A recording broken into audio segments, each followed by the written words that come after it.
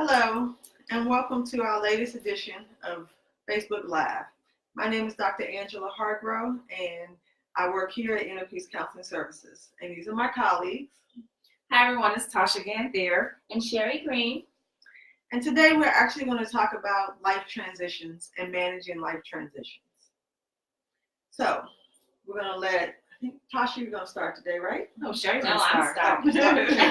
Okay.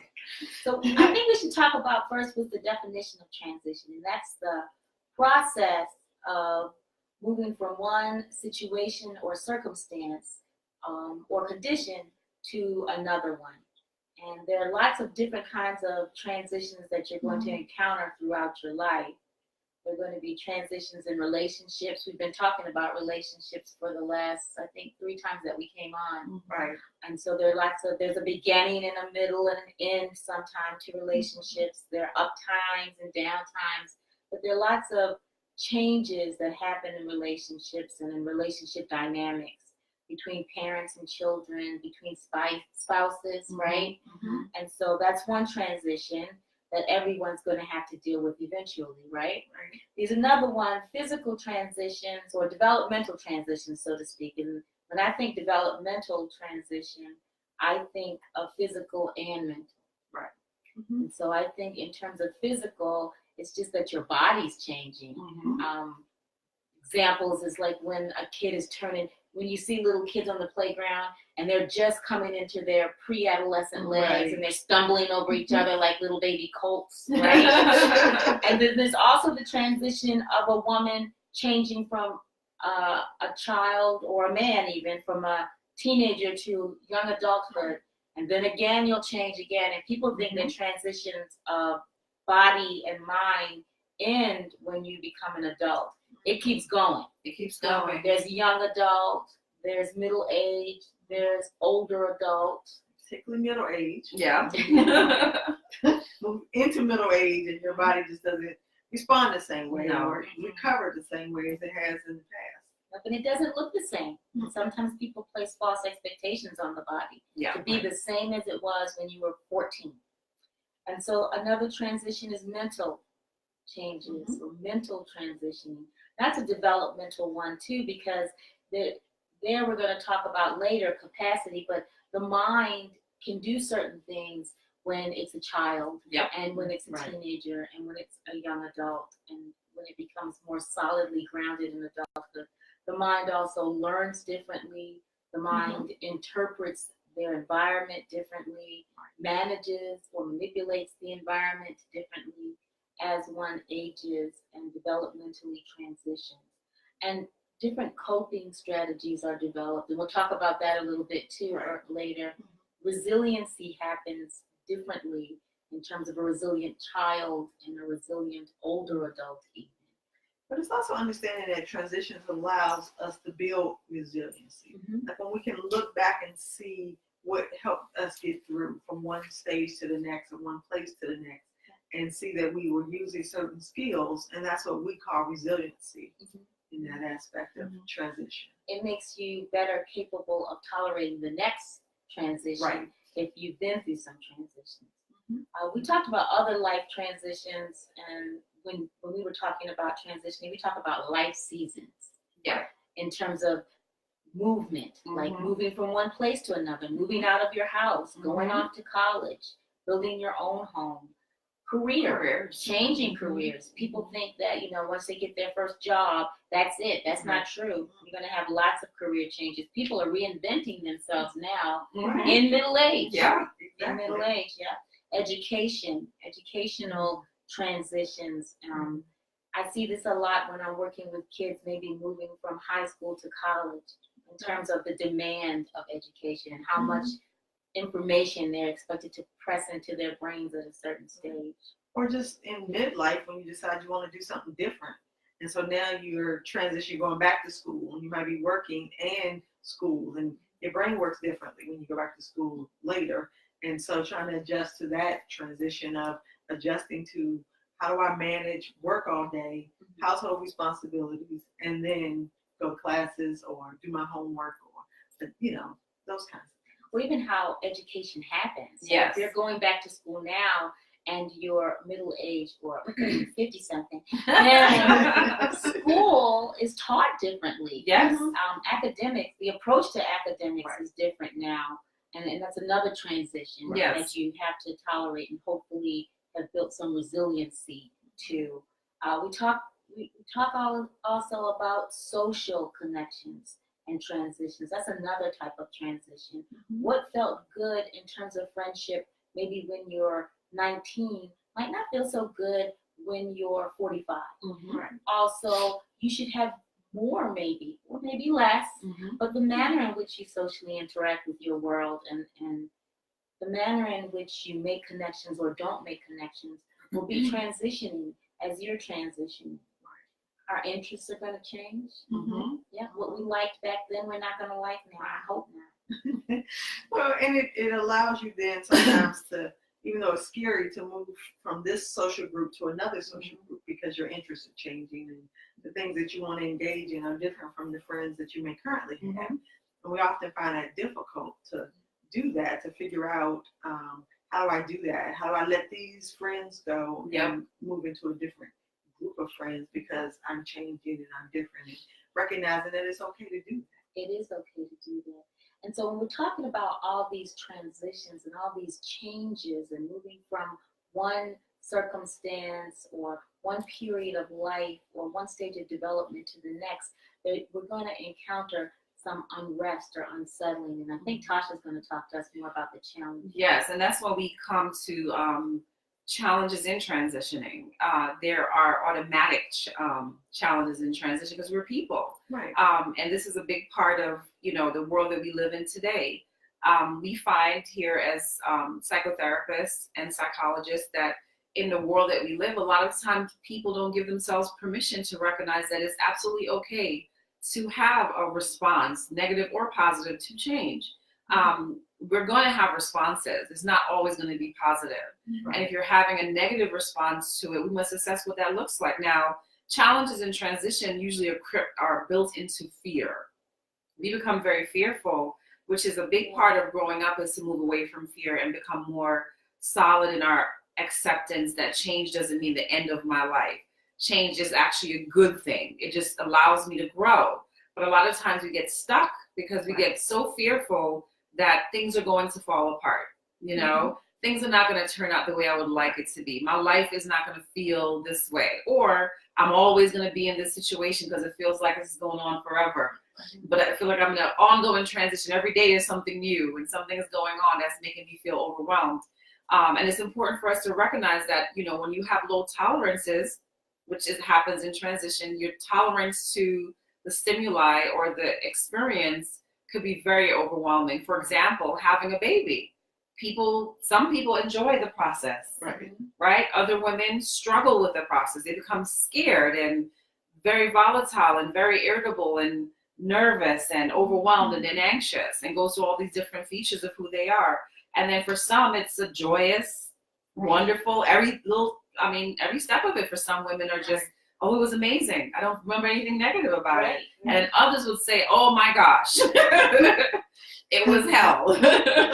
It's all in how you experience newness too. Mhm. Some people really, one of the challenges you were talking about is just trying to experience the newness of something. Yes. And fearfulness of newness. And what's interesting is going to be recognizing that change is a constant. Change is a constant. Right. We're never going to stop changing. From the time we're born, like Sherry talked about, we're always developing. We come from birth to adolescence to adulthood to maturity and to older age. And then we mature and go into another realm. Who knows what that looks like? We're never going to that conversation today. But the reality is we're always changing. And we must be able to get into a space of accepting that. But the challenge with the transition of change is most people will have a negative response to transition. A lot of people will have an extremely difficult response to transitions and have difficulty adjusting to it, have difficulties with being familiar with it because they were familiar with their previous experience. And that was what was normal to them. And now this is abnormal. This doesn't feel right. And then it goes over into recognizing the importance of what Sherry said earlier about self-assessment. Being able to assess yourself in each phase of your journey to identify that I am not tolerating this move well. I'm not doing well at this new job. Angela and I spoke about something similar yesterday about how we can help clients who are having employment challenges, you know, because sometimes clients will come and say, oh, work is great, right? But then you're calling out every month. It's not that great. It's not that great. You know, my new job is, I love it. It's what I wanted. Okay, then why are you not eating? You're not sleeping. You're overwhelmed. You're overwhelmed and you're irritable. Your husband is saying that you need to talk to someone. So maybe you're not adjusting well. Right. And being able to do that self-assessment and be aware that, oh, something is transitioning in my life and is not doing well for me. And I think it's important to cut yourself a little slack Yes. during transitions. During times of change, recognize and accept that during this period of change, I'm allowed to have a little upset. I'm allowed to feel a little unbalanced, right? And I can shift. I'm supposed to change with the way everything is changing. Be able to be resilient with it, right? And be able to shift with it, and accept that it's not a permanent condition. This feeling that I'm feeling, this upset. What I also think is, you know, important to note that sometimes we do transition well. Like Yes. there's some people who can manage transition, they love change, but the people around them are not managing it well. Exactly. And so that's where you end up feeling something Expectations. because you're fine, you're enjoying it, you're looking forward to the new stuff and what's coming and letting go of the old and embracing the new. And the people around you are like, whoa, stop, wait, I'm anxious, I'm stressed, this is scary. And so then it's sort of halting you and getting in your way. So sometimes it's not just that you can't manage transition, it's that the people around you are managing it very You well. know, and that's when we have to use our voices clearly and be able to learn to just respect that, you know, my change in my life may not be good for someone else, and that's okay. Right. But I still have to adjust. I still have to master my own life. I have to continue to grow and to change and become resilient so that I can learn whatever it is, because change is a process of learning. Right. Transition doesn't mean that the world is coming to an end. We don't have to catastrophize everything that happens as the end of the world and the end of everything that we know.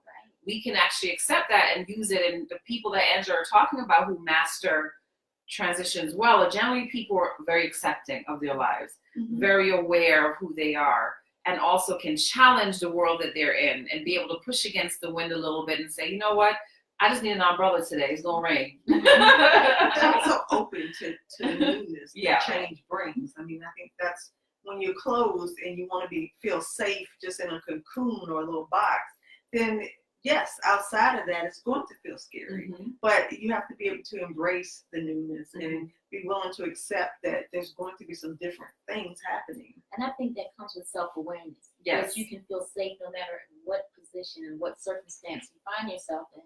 That you recognize I can manage myself. Right. Can't manage everybody else and how they're managing the change, but I can manage me. I can be okay. And Angela has some thoughts on that, how to manage. Managing is important. It's a daily process that we must learn and master. So Angela's going to tell us about how to manage in transitions. So thinking about transitions, we think about building coping skills and building stress management skills because you're feeling stressed. And when we talk about coping, it's the ability to manage in those environments or what's happening to you.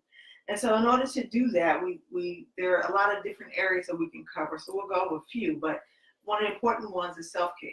Sometimes we really need to stop and make sure we're taking care of ourselves.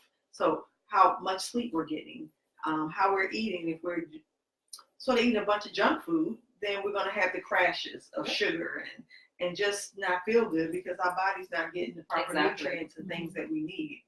And then sleep is just important for just clarity and brain development. And reparative. We restore as we get the proper sleep. And so we need all those things to manage the next day's challenges. Creating appropriate boundaries. I mean, when we're changing, we need to be able to say no to people. We need to be able to say, I can do that or I can't do that. We need to recognize that here's where we are and here's where we need to be, and we can't do both. And so I think when we understand those boundaries, or we, saying to other people, I can be a part of that, I can't be a part of that. Because sometimes it's too much on your plate. And we don't have to be superwomen. We don't have to do everything. Mm-hmm. We just have to say, no, this is what I can handle because I'm transitioning, I'm moving, and I'm adjusting to my new world. And I think the boundaries too are when what you discussed before, other people not being able to tolerate the change Mhm. as probably or sometimes as well as you are. Right. And vice versa, that you can say, okay, I can't own your feelings, I can't own your anxiety about this change. Exactly. Because I already feel secure and confident in it. So because you are, I can respect that. That's where you are, but I don't have to be that because you are that. Yeah. And taking a self-assessment, I think you said it a couple times, Tasha, where you have to stop and analyze, where am I in this process? Sometimes we're moving into transition and we don't even realize we're moving into transition. And that just comes from this, where it's a natural change that's about to occur. Mm-hmm. Or sometimes we're beginning to be so discontented with our current circumstances that we're ready to move into the next circumstance. And we don't always know what that is. And so figuring that out is important so that we can go ahead and create some clarity in that process. Understanding capacity is a word that you'll hear us say a lot is, capacity differs for different people in different places. And so if I have the capacity to listen this much, somebody else may have this much. If I have the capacity to do this much, somebody else's capacity is this much. So understanding what your capacity is in any given moment is important. Then we can grow capacity. But sometimes you do hit the ceiling. Yes. And that's when we feel overwhelmed and out of control, is when we hit that ceiling. And the one thing about transition is that we feel we don't have a lot of control. And for people who feel like they have to control everything, transition will be stressful. Yes. Because the reality is we do not have control over all of these things. The control is within ourselves. Correct. And that's it. Sometimes we have to challenge our beliefs about change. We think change is bad. We think change is going to lead to worse consequences. And that is not often the case. And so change is just what it is. It's change. It's something different. It's embracing some new things. And there can be really great things in embracing new things. So understanding that, it's nothing to be fearful. It's just new and it's different at times. And that's okay. I mean, that's part of life and life experiences and being open to new things. Transitions are not finite. They're not the end. They're not going to be the last transition. And they're not going to be the last change that you're experiencing in your life. And so being aware that this is you're moving into a different space, but usually it's not permanent. I mean, you can say, okay, I got married, that's permanent. But there's still all kinds of new things that will come up in marriage. So it's not permanent. Going back to school, you make the change, it's all kinds of new things. You get a new friend group, it's all kinds of new things. So these things will continually change. And if you're growing as a person, you will continually change.